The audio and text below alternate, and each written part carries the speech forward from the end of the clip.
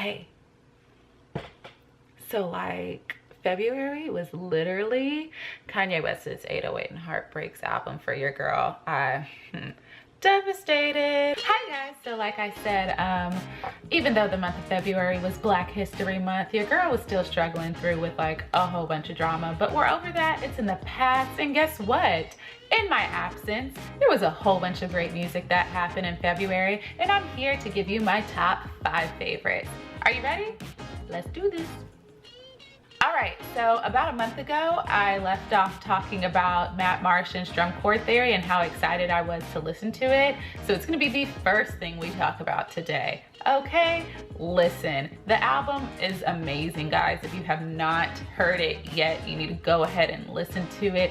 If you like that dreamy, funkadelic kind of vibe out album, that's exactly what it is. Like, if I smoked, I would probably roll up to it and just be in heaven, I'm sure. But I actually went on a road trip to this album, and it just set the whole entire mood while I was driving. It was sunny and beautiful, and it just made the ride that much more perfect. So if you have not listened to it, I say go check it out.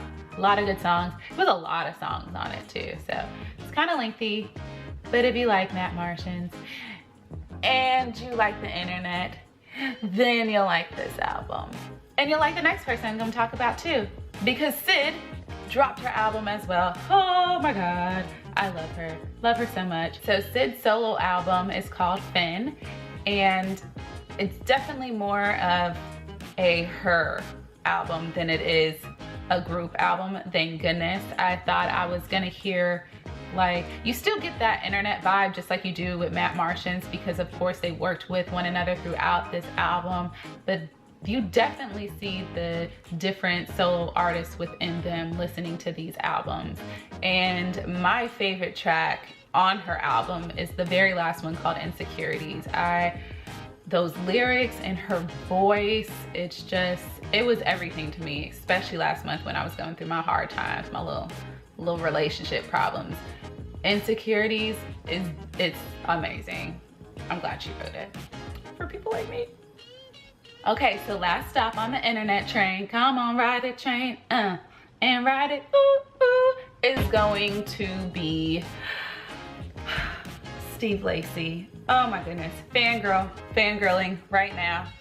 I know he's young, but hot damn, Steve Lacy is just, whoo, that's a young man right there. So gorgeous to look at.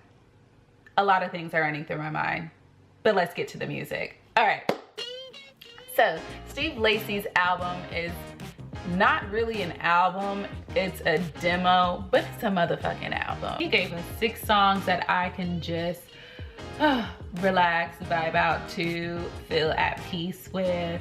I love every single one of the songs on the album, but since it is a demo, it's really short. I want to say each song was probably like 1 minute to 2 minutes. I think the longest song was the last song called Some, and it's about 3 minutes long, but regardless, you get through that album within like 30 minutes, but I ride around to it on repeat over and over again. And it's probably not even 30 minutes, but I make it 30 because I play every song like 2 times.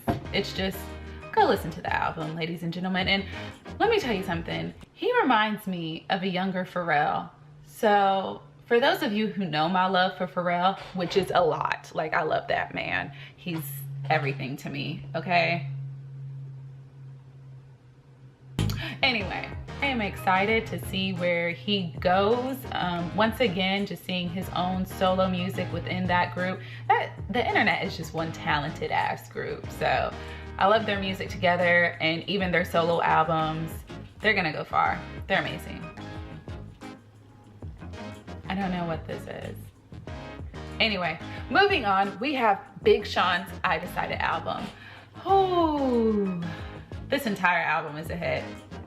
That's all I can say. The entire album is a hit. I want to say this is my favorite album he's ever dropped so far, and the whole concept behind it is very unique. He is preaching on this album. It's inspirational. It's basically telling you with the skits and the songs combined that This is your life. You want to live it the way you want to, as best as you see fit. You want to live it right with no regrets. And I took so much from this album. I listened to it day to day. I still listen to it when I'm in the gym and I'm thinking about my perfect body. I'm like, stick to the plan. Megan, quit playing. Like, this album, it's so good. Oh, by the way, me and the girls have got our concert tickets to see him at his Myrtle Beach show. So if you're gonna be out there as well, say hey, cause we gonna be jamming. I'm ready. Hopefully Janae's there. That would be so awesome to get like 2088, but it's Myrtle Beach, so but you never know. Keep hope alive. Last album that I'm going to talk about that I've been killing, or should I say albums, is Future's self-titled album, Future, and then his Hendrix album. All right, off top, I hate his lyrics. I don't like him. The only thing that Future can rap about is drugs, money, and women, and that's it. The reason why his albums are so good, in my opinion, is not because of his raps. It's because of the producers and the beats. You play either of these albums in your car or in the club, it's gonna be lit. It's just, he's not really rapping about nothing. And if he is, I don't know what he's saying because I can't understand the man.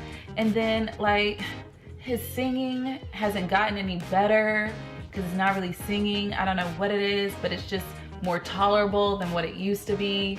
So, I don't know, but both of them are still hitting.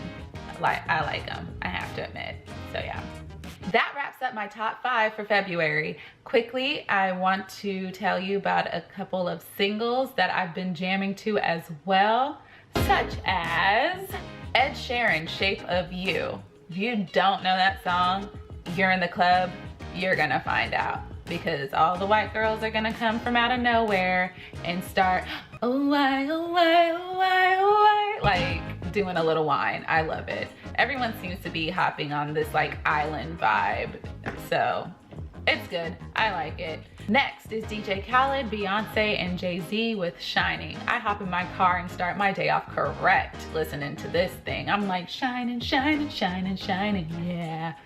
Even though I'm going to classes and it's dreadful, but Shining makes it so much better. This next track has 3 people who I never would have put together, but they make a beautiful song. It is Calvin Harris, Frank Ocean, and the Migos with Slide. I like this song a lot. I think it's gonna be a summer banger. I'm already killing it.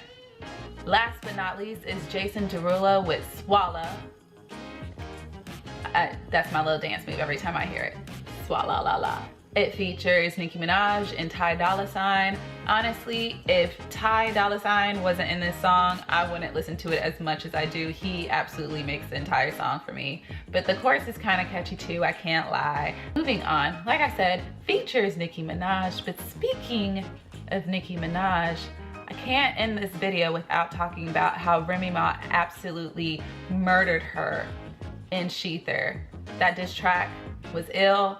We still have yet to hear anything from the opposing side of this beef. And I don't think we will. I was hoping, but oh well. And that concludes this Megan's Mondays. What do I call this? Yeah, Megan's Music Mondays. Bye y'all.